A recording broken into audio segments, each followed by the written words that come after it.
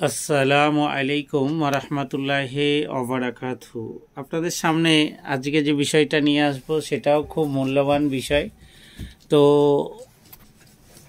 কর্মব্যস্ততার কারণে সব সময় আপনাদের কাছে আসতে পারছি না, এর জন্য আফসোস হয়। তো এই রমজান মাস চলছে, রমজান মাসে আপনি যে ভাবছেন যে শুধু প্রিয় নবী হযরত মুহাম্মদ সাল্লাল্লাহু আলাইহি ওয়াসাল্লাম তার শেষ নবীর উম্মত হিসেবে যে আমরা এই রোজা পেয়েছি তা নয়। আমাদের পূর্ববর্তী মানে আগে যারা এসেছেন তাদের উপরেও রোজা ছিল।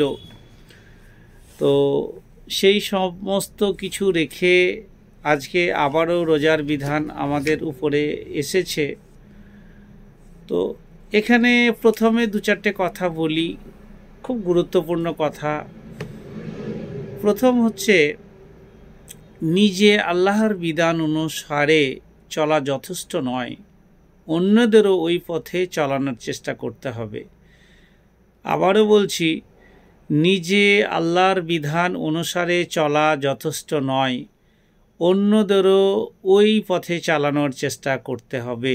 দ্বিতীয়ত, কোনো ভালো মানুষের পিছনে তার সম্পর্কে কিছু বলা বলি করা জঘন্য পাপ। কোনো ভালো মানুষের পিছনে তার সম্পর্কে খারাপ কিছু বলা বলি করা জঘন্য পাপ। তৃতীয় নম্বর, যারা আল্লাহর খাঁটি বান্দা হন। তৃতীয় নম্বর, যারা আল্লাহর খাঁটি বান্দা হন তারা সুখের সময় যেমন আল্লাহর পথ থেকে সরে যান না, তেমনি শত দুঃখ দুর্দশার মধ্যেও তারা আল্লাহর প্রতি অকৃতজ্ঞ হন না বা অকৃতজ্ঞ হন না।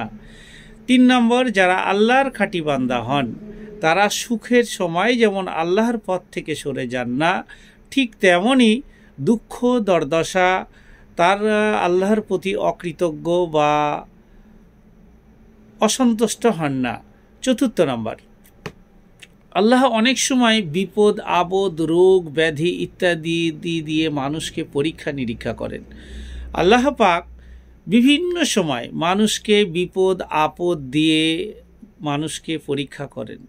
5 নম্বর আসছে, বিপদের সময় বন্ধু, আত্মীয় স্বজন, প্রতিবেশী প্রকৃতি পরিচয় পাওয়া যায়। আপনার খুব কাছের বন্ধু, আপনি খুব ভালোভাবে চিনেন, জানেন যে আপনার আর তার এক আত্মা। হঠাৎ আপনার বিপদ আসলেই বুঝতে পারবেন যে সেই বন্ধুটা কত দরদি আপনার প্রতি। তো এখানে বিপদের সময় বন্ধু, আত্মীয় স্বজন ও প্রতিবেশীদের প্রকৃত পরিচয় পাওয়া যায়। 6 নম্বরে, শপথ পূর্ণ করা খুবই গুরুত্বপূর্ণ বিষয়। আপনি যে কোনো বিষয়ে শপথ করুন না কেন, সেটা আপনাকে খুব গুরুত্ব সহকারে পূরণ করতে হবে, এটাই হচ্ছে আইন। তো যদি আপনি এগুলো না করেন তাহলে আপনার কাছে বা আল্লাহর কাছে আপনাকে হিসাবদিহি করতে হবে, এটাই হচ্ছে প্রকৃত কথা। যাই হোক, আজকে এখানে এই পর্যন্তই। আসসালামু আলাইকুম ওয়া রাহমাতুল্লাহি ওয়া বারাকাতুহু।